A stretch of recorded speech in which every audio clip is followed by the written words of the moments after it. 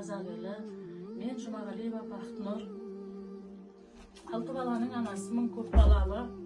18 сәуір күні отбасымды үлкен өрт шалып, ешқандай бөлмем пайдаға аспай, 6 баламен далада қалған жайым бар.